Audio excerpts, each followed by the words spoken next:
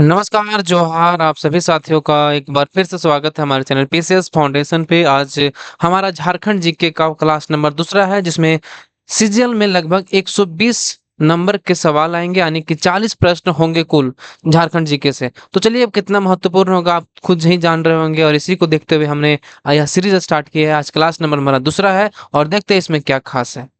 अगर किन्हीं को यह पीडीएफ चाहिए तो पीडीएफ प्राप्त करने के लिए हमारे टेलीग्राम चैनल को ज्वाइन करके वहां से पीडीएफ को प्राप्त कर सकते हैं और पढ़ सकते हैं पीडीएफ को। चलिए, अगर कोई भी भाई भान नए होंगे चैनल पे तो सब्सक्राइब जरूर कर लीजिएगा। आपसे विनती है, आपसे निवेदन है कि सब्सक्राइब जरूर कर लीजिएगा। चलिए, आप लोगों को रिस्टार्ट करने का मौका आ गया, रिस्टार्ट कर दीजिए और जल्द ही मतलब जैसा से जैसा कर रहा है अभी, हो सकता है एग्जाम ले ले। पहला प्रश्न है कि मुगल बादशाह जहांगीर के समकालीन चेरो शासक कौन था? बताइए, ये जो था ना मुगल बादशाह, उस समय जहांगीर के समकालीन चेरो शासक कौन था?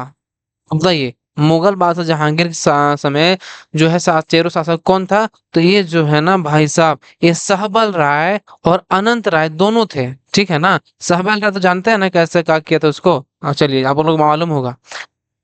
मुगल बादशाह जहांगीर के शासनकाल के समय पलामू का चेरोवंशी शासक अनंत राय, जिसको भागवत राय का उत्तराधिकारी ये है कौन? अनंत राय।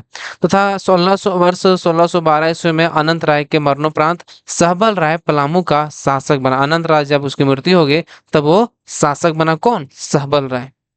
दूसरा सवाल और बहुत ही है कि झारखंड के संदर्भ में 1857 के विद्रोह निम्न में से कौन से कारण सही है? बताइए, जो 1857 के झारखंड में हुआ उसमें से कारण दिया हुआ है, क्या कौन सा कारण इसमें सही है? तो क्या हुआ था उस समय? उस समय हुआ था शासकों शासक वर्ग में असंतोष भर गया था, जागीरदारों जमींदारों में असंतोष हो गया था, जनजातियों में असंतोष हो गया। और इसके कारण क्या हुआ? इसके फलस्वरूप 1857 का विद्रोह हुआ और बहुत ही महा विस्फोट की तरफ से हुआ। चलिए, यानी कि हमारा ऑप्शन जो डी है ये सही हो जाएगा। 1857 के विद्रोह का उपरोक्त सभी कारण सही है, यानी कि इसका जो सही है सही है। छोरनागपुर कैथोलिक सभा की स्थापना कब की गई? बताइए, छोरनागपुर कैथोलिक सभा की जो स्थापना हुई वो कब किया गया था? कब किया गया था? ये किया गया था आपका 1933 ईस्वी में। छोरनागपुर कैथोलिक सभा का स्थापना हुआ था। और ये इसके बारे में जानते हैं थोड़ा। कैथोलिक जिन्हें अभी तक किसी संगठन में स्थान नहीं मिला, अपने हितों की रक्षा के लिए 1933 में छोरनागपुर कैथोलिक सभा की स्थापना किया। क्या किया कि अपने हित की रक्षा के लिए क्या किया? उन अपना एक संगठन बनाया, झारखंड कैथोलिक सभा की स्थापना किया। कब? 1833 1933 ईस्वी में। चलिए, किसने लिखा कि कोल विद्रोह कृषक असंतोष की एक अभिव्यक्ति मात्र ना होकर आदिवासियों की स्वतंत्रता की लड़ाई थी? किसने लिखा कि कोल विद्रोह कृषक असंतोष की अभिव्यक्ति मात्र ना होकर आदिवासियों की स्वतंत्रता की लड़ाई थी, जिसका उद्देश्य है ब्रिटिश शासन को उन्मूलन था? जिसका उद्देश्य क्या था? ब्रिटिश शासन का उन्मूलन था। किसने लिखा था ये बात? तो बताइए, आपको याद है कुछ? तो कुछ नहीं याद है तो ये जो लिखा गया था ना, ये लिखा गया था आपका चार्ल्स मेटकॉफ के द्वारा लिखा गया था। किसके द्वारा? चार्ल्स मेटकॉफ के द्वारा लिखा गया था। अनेक इतिहासकारों ने कोल विद्रोह पर अपने अपने विचार प्रस्तुत किए, जिसमें चार्ल्स मेटकॉफ ने लिखा कि कोल विद्रोह कृषक असंतोष की अभिव्यक्ति मात्र न होकर आदिवासियों की स्वतंत्रता की लड़ाई थी, जिसका उद्देश्य था ब्रिटिश शासन का उन्मूलन था। किसका क्या उद्देश्य था? ब्रिटिश शासन का उन्मूलन। चलिए, आगे का सवाल है कि निम्न कथनों पर विचार कीजिए। बताइए, चार गो दिया हुआ है, देखना है कि कौन सही है और बताना है आपको। चलिए बताइए, कावा जलकुर्म गढ़वा में है, क्या सही है? बताइए बताइए बताइए। ये जो है ना बिल्कुल गलत है, कावा जगह नहीं है। चरक खुद जल कुंड जो हजारीबाग में, ये भी नहीं है, बहुत गलत बात हो। चरक खुद नहीं है। ये सब हम बता रहे हैं कि अगर आपको बस कमेंट करना है कि ये कहाँ है, कावा कहाँ हो गया, आप कमेंट बॉक्स में बताइए कावा। ये जरूरी हो गया, कावा बताइएगा आप लोग कमेंट बॉक्स में। और चरक खुद्र कहाँ पे है ये भी बताइएगा, चरक खुद्र बताइएगा, तब जानेंगे कि आप पढ़ रहे हैं। ठीक है, चरक खुद्र बताइएगा। और झरिया पानी जलकुंड धनबाद में है क्या? बताइए, झरिया पानी क्या यहाँ धनबाद में है? बताइएगा, ए भी बताइएगा, ए भी ऑप्शन हमारा गलत है, तो बताइएगा कि कहाँ कहाँ पे है। टाइगर जलप्रपात जो है, टाइगर जलप्रपात, वो जो है ना, वो बराकर नदी पर स्थित है। बिल्कुल सही है कि टाइगर जलप्रपात जो है वो बराकर नदी पर स्थित है, यानी कि हमारा ऑप्शन डी जो है ना, ये सही हो जाएगा। ऑप्शन डी, ए बी जो है, बी ऑप्शन बी जो केवल डी है वो सही हो जाएगा आपका। ठीक, इसके बारे में हम पूछ रहे हैं, बताइएगा। इसके देखिए यहाँ पर लिखा हुआ, लेकिन आपको बताना है, ठीक है। निम्न में से कौन सी जनजातियां अपने आप को झारखंड का सदान, यानी झारखंड के प्राचीन गैर जनजाति लोग मानने वाले जनजातियां है? बताइए, सदान कौन सा मानती है, कौन जनजाति सदान मानती है, बताइएगा आप लोग। तो सदान जो मानने वाली जनजाति है ना भाई साहब, ये कौन सी है? ये है आपका किसान, महली, चीक बड़ाई, यानी कि हमारा ऑप्शन सभी, ये सब क्या है, अपने आप को सदान मानती है। झारखंड के 7 जनजातियां अपने आप को सदान मानती थी। बताइए बताइए, याद रखिएगा, बता रहे हैं। पहला बिरिजिया हो गया, दूसरा चीक बड़ाइक, तीसरा गोड़ाइत, करमाली, पांचवा लोहरा, छठा महली, सातवां किसान। याद रखें कौन कौन सा हो जाएगा। बिरजिया, चीक बड़ाइक, गोड़ाइत, करमाली, लोहरा, महली, किसान जो है ना, ये सब अपने आप को क्या मानती है? सदान मानती है। झारखंड राज्य में पिछले वर्षों में जैव विविधता का तेजी से ह्रास हुआ, ह्रास हुआ नहीं, ह्रास हुआ, ठीक है। इस ह्रास के लिए निम्न में से कौन सा संभावित कारण जिम्मेदार नहीं है? मुझे नहीं पूछा है बाबू, याद रखिएगा।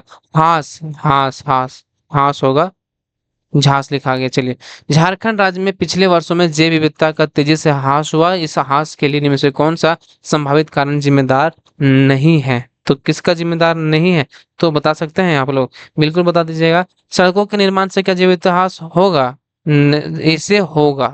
कृषि कार्य का विस्तार करने से बिल्कुल होगा, लेकिन नहीं पूछा है। तो कौन सा उद्योग स्थापना से? बिल्कुल होगा, लेकिन नहरों का निर्माण से क्या होगा ना, इससे जैव विविधता का ह्रास नहीं होगा। इससे और मतलब बढ़िया चीज है ये जैव नहरों का निर्माण। लेकिन जो सड़कों निर्माण का करता है, सब पेड़ पौधों काट पाट करके, मतलब जैव विविधता उसमें जो है ह्रास हो जाता है। मतलब इसमें नहीं पूछा तो नहरों वाला हो जाए। झारखंड राज्य में पिछले वर्षों में जैव विविधता का तेजी से ह्रास हुआ, इस ह्रास के लिए नहरों का निर्माण जिम्मेदार नहीं है, बाकी उपयुक्त सभी संभावित कारण है।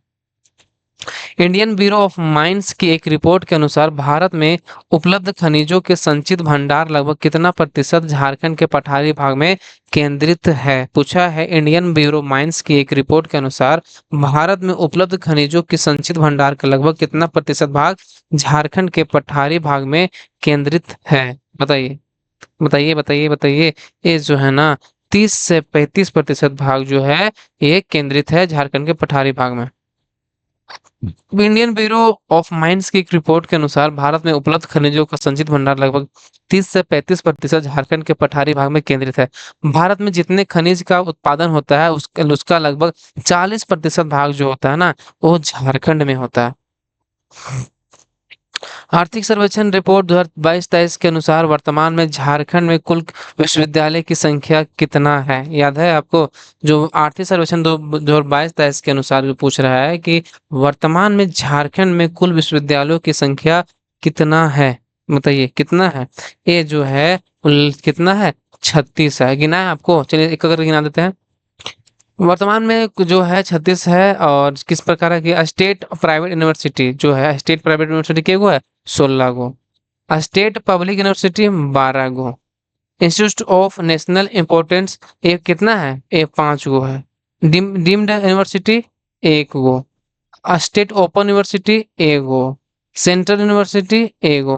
देखिए प्राइवेट वाला कितना हो गया? 6, 16, state public university 12, institute of national importance 5 हो गया, deemed university 1, state open university 1, central university 1। Jharkhand के प्रथम कार्यवाहक राज्यपाल निम्न में से कौन थे? बताइए, झारखंड के प्रथम कार्यवाहक राज्यपाल निम्न में से पूछा है, कौन थे कार्यवाहक राज्यपाल? याद है उस समय का? ये जी बिल्कुल आप सही बोल रहे हैं। विनोद चंद्र पांडे जो थे ना, वो कार्यपाल थे, प्रथम कार्यवाहक राज्यपाल थे। कौन? विनोद चंद्र पांडे। झारखंड के प्रथम कार्यवाहक राज्यपाल विनोद चंद्र पांडे थे, जिनका कार्यकाल था 4 फरवरी 2002 से 14 जुलाई 2002 तक था। चलिए अगला सवाल को देखते हैं और देखते हैं क्या आपके पास है। प्रखंडों की संख्या की दृष्टि से सबसे बड़ा प्रमंडल कौन है? बताइए। प्रखंडों के संख्या की दृष्टि से सबसे बड़ा प्रमंडल कौन सा है? बताइए, सबसे बड़ा प्रमंडल कौन सा है? तो कौन हो जाएगा आपका? ये जो है ना भाई साहब, ये आपका है उत्तरी छोटानागपुर, जो है ना सबसे बड़ा प्रमंडल है, उत्तरी छोटानागपुर। इसमें हम बात करें कि प्रखंडों की संख्या की दृष्टि से सबसे बड़ा प्रमंडल जो होता है उत्तरी छोटानागपुर है, जिसमें 73 प्रखंड है। कितना प्रखंड है? 73। इसलिए हम क्रमबद्ध लेकर आए हैं, देख लीजिएगा। उत्तरी छोटानागपुर में कितना प्रखंड है? 73। दक्षिणी छोटानागपुर में 53। पलामू में 50। कोल्हान में 50। लेकिन संथाल परगना में 38 प्रखंड, यानी कुल टोटल कितना हो गया? टोटल हो गया आपका 264 प्रखंड है। चलिए, 264 प्रखंड है। याद है, छोटा उत्तरी छोटानागपुर में 73, दक्षिणी छोटानागपुर में 53, पलामू में 50, कोल्हान में 50, संथाल परगना में 38। चलिए, अगला सवाल है कि नागवंशी शासन व्यवस्था में मानकी के संबंध में कौन सा कथन जो है गलत है? नागवंशी शासन व्यवस्था में जो है मानकी के संबंध में पूछा है, कौन सा कथन जो है ना वो गलत है? तो कौन सा कथन जो है गलत है? ये कथन जो है ना, पर्व पर्व त्योहारों में उपस्थित भीड़ पर नियंत्रण रखना, बिल्कुल सही। पूछा गलत है लेकिन ये सही है। विवादों का निपटारा करना, ये सही है। भूमि के संबंध में विशेष अधिकार था, बिल्कुल सही। यानी कि हमारा सभी सही है, इसमें सभी कथन सत्य है। इसमें पूछा था गलत, लेकिन ये जो है ना सभी कथन सत्य है। और समझे ना? नागवंशी शासन व्यवस्था में मानकी अपने क्षेत्र में बहुत प्रभाव रखता है। पर्व त्योहार के अवसर पर जो बड़ी संख्या में लोग इकट्ठा होते हैं, तो मानकी उन पर नियंत्रण रखते हैं। लेकिन उसमें गलत पूछा था, तो उसमें कोई ऑप्शन है ये नहीं था।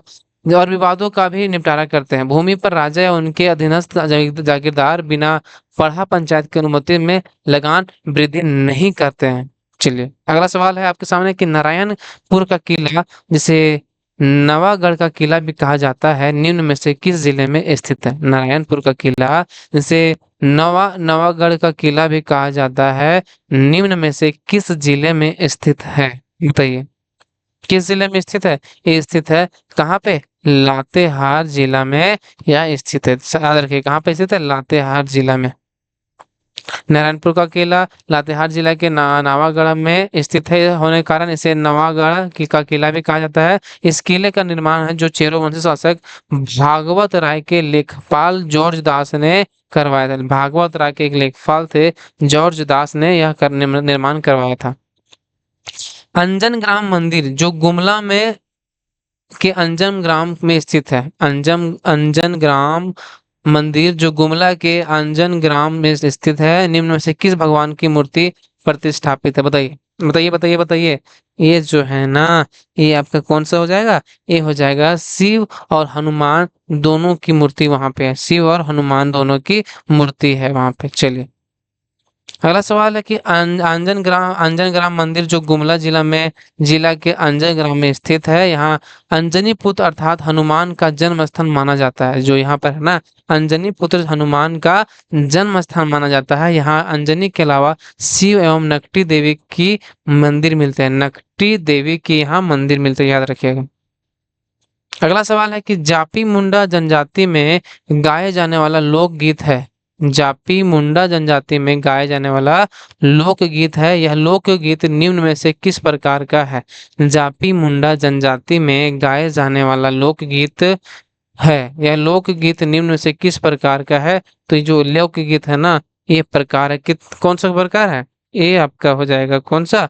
ये है फागुन में गाए जाने वाला शिकार संबंधित गीत है। फागुन में गाए जाने वाला शिकार संबंधित गीत है, याद रखिएगा। फागुन में गाया जाने वाला शिकार संबंधित गीत है। जापी मुंडा जनजाति में गाया जाने वाला एक लोकगीत है, और यह फागुन में गाया जाने वाला शिकार से संबंधित गीत है। अगला सवाल, चांडी पर्व के संबंध में कौन सा कथन जो है असत्य पूछा है? चांडी पर्व के संबंध में कौन सा कथन असत्य है? तो कौन सा कथन असत्य है? ये जो है ना आपका कौन सा कथन असत्य हो जाएगा? ये आपका, इसमें यह पर्व माघ की पूर्णिमा को उरांव द्वारा मनाया जाता है। बिल्कुल सही कि ये जो चांडी पर्व है ना, ये माघ पूर्णिमा के उरांव द्वारा मनाया जाता है। ये सही है, लेकिन गलत पूछा है। तो इसमें केवल महिलाएं भाग लेती नहीं, इसमें महिलाएं केवल भाग नहीं लेते, पुरुष भी भाग लेते हैं इसमें। चलिए, पुरुष ही चांडी स्थल में देवी पूजा करते हैं, क्या सही है? ये भी सही है, यानी कि ये जो ऑप्शन हमारा है, ये बी ऑप्शन जो है गलत है।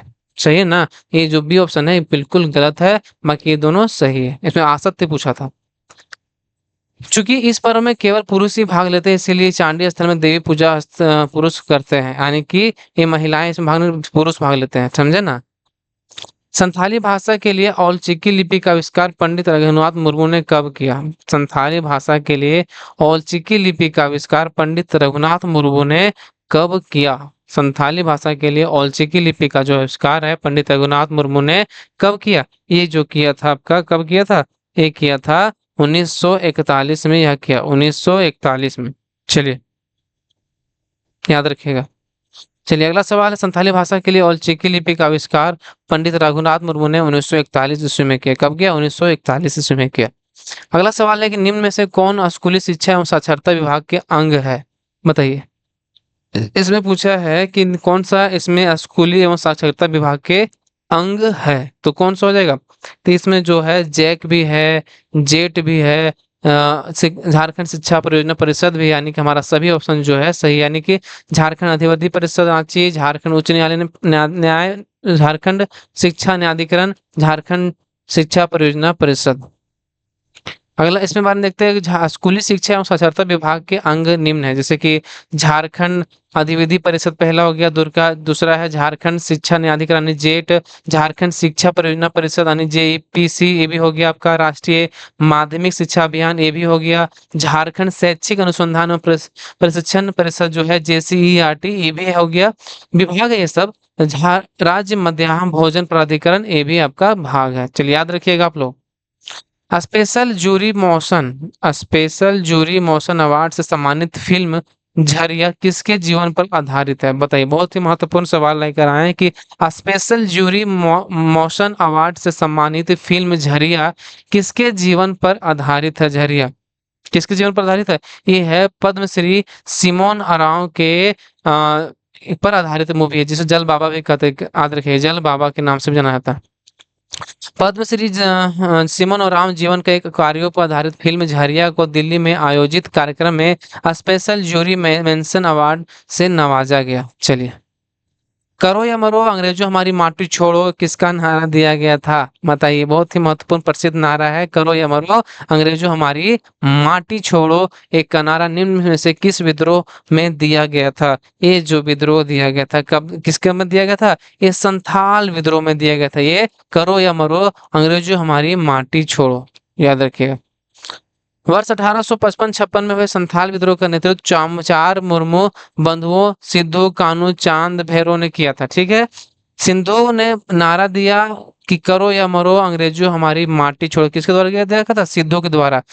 और चुवार विद्रोह में दिया गया नारा था अपना गांव अपना राज दूर भगाओ विदेशी राह। ये याद रखिएगा, चुवार विद्रोह वाला क्या हो जाएगा? अपना गांव अपना राज दूर भगाओ विदेशी राज। और संथाल ये जो हुआ था करो या मरो हमारी अंग्रेजों हमारी माटी छोड़ो, इसमें दिया गया था, ये संथाल विद्रोह में दिया गया था। मुख्यमंत्री कृषि आशीर्वाद योजना की शुरुआत कहाँ से की गई थी? बताइए, याद है?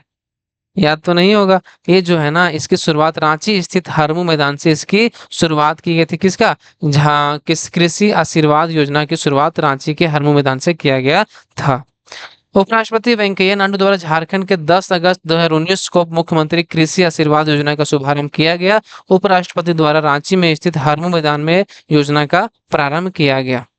अगला सवाल है कि आपदा संबंधी प्राधिकरण कार्यक्रम चलाने के लिए झारखंड के किस संस्थान में आपदा प्रबंधन केंद्र की स्थापना की गई? आपदा संबंधी प्रशिक्षण कार्यक्रम चलाने के लिए झारखंड के किस संस्थान में आपदा प्रबंधन केंद्र की स्थापना की गई? तो कहाँ पे किया गया था आपदा केंद्र? ये किया गया था आपका कहाँ पे? ये किया गया था कहाँ? श्री लोक प्रशासन संस्थान में आपदा केंद्र की स्थापना किया गया था। कहाँ? श्री लोक प्रशासन संस्थान कहाँ पे किया गया था? जो रांची में है, यहीं पे आपका जो है आपदा प्रबंधन केंद्र की स्थापना किया गया था। वर्ष 2007 में रांची के श्री कृष्ण लोक प्रशासन संस्थान के आपदा प्रबंधन केंद्र की स्थापना की गई, जिसका उद्देश्य था आपदा संबंधी प्रशिक्षण कार्यक्रम को चलाना, इसका उद्देश्य था। झारखंड में आयोजित 34वें राष्ट्रीय खेल का शुभंकर क्या था? बहुत पुराना सवाल लेकर आए हैं, देखते याद है कि नहीं। झारखंड में आयोजित जो हुआ था 34वें राष्ट्रीय खेल का शुभंकर क्या था? ये शुभंकर था आपका कौन? ये था छौवा। छौवा, क्या था? छौवा। इसके बारे में जानते हैं कि झारखंड में आयोजित 34वें राष्ट्रीय खेल का शुभंकर छौवा था, जो एक हिरन का बच्चा था। क्या था? जो एक हिरन का बच्चा था। इस खेल का उद्घाटन बिरसा मुंडा एथलेटिक्स स्टेडियम रांची में किया गया था। कहाँ पे किया गया था? रांची में किया गया था। इस खेल के उद्घाटनकर्ता एम ओ फारूक थे। कौन थे? एम ओ फारूक थे, जो झारखंड के तत्कालीन राज्यपाल थे। ये याद रखिएगा, उसमें तत्कालीन राज्यपाल कौन थे? M O H Farooq. Jharkhand में भारी इंजीनियरिंग निगम लिमिटेड निम्नलिखित स्थानों में से कहाँ स्थापित है? बताइए। ये जो है ना, कहाँ पे स्थापित है? रांची में। झारखंड में भारी इंजीनियरिंग लिमिटेड निम्नलिखित स्थानों में से कहाँ स्थापित है? ये जो स्थापित है कहाँ? रांची। रांची। एचईसी की स्थापना भारत सरकार द्वारा रूस एवं चेकोस्लोवाकिया के सहयोग से 1958 ईस्वी में रांची के हटिया नामक स्थान पर की गई थी। इस संयंत्र में 1964 में उत्पादन प्रारंभ हुआ और इसमें 3 संयंत्रों की स्थापना की गई। ये कब उत्पादन प्रारंभ हुआ इसमें? 1964 में। लेकिन जो चेकोस्लोवाकिया किसके सहयोग से बनाया गया था? चेकोस्लोवाकिया से बनाया गया था। 1958 ईस्वी में रांची के हटिया नामक स्थान पर की गई थी और उसमें उत्पादन कब शुरू हुआ था? 1964 में। इसमें 3 संयंत्र की स्थापना की गई। पहला है heavy machine building plan HMBP, जो किसके सहयोग से बनाया गया था? रूस के। एचएमबीपी किस जो किसके सहयोग से बनाया गया था? तो रूस के सहयोग से बनाया गया था। कौन? Heavy machine building plan. Heavy machine tool plant जो है HMTP, Czechoslovakia. Foundry force plant FFP, Czechoslovakia. यानी कि हैवी मशीन बिल्डिंग प्लांट जो है रूस से बनाया गया था, heavy tools plant Czechoslovakia, foundry force plant Czechoslovakia के द्वारा बनाया गया। अगला सवाल और लास्ट सवाल है, अगर वीडियो अच्छा लगेगा तो लाइक ज़रूर कीजिएगा और बस यही आपसे उम्मीद है। गिरिडीह जिला झारखंड के किस जिले से बना है? याद है कुछ कुछ? ये जी हाँ, गिरिडीह जिला जो है ना भाई साहब, ये बना है हजारीबाग जिला से कटकर बना है गिरिडीह जिला आपका। गिरिडीह झारखंड के एक प्रशासनिक जिला है जिसका मुख्यालय गिरिडीह में है। इसे 4 दिसंबर 1972 को हजारीबाग जिला से काटकर बनाया गया था। कब बनाया गया था? 4 दिसंबर 1972 को ये बनाया गया था। चलिए, आज का प्रश्न यहीं पर समाप्त होता है। वीडियो अच्छा लगेगा तो लाइक ज़रूर कर दीजिएगा और चैनल पर नए होंगे तो आपसे आग्रह है कि सब्सक्राइब ज़रूर कर लीजिएगा। चलिए, मिलते हैं अगले वीडियो में। तब तक के लिए गुड नाइट नहीं, धन्यवाद और जय जोहार, जय झारखंड।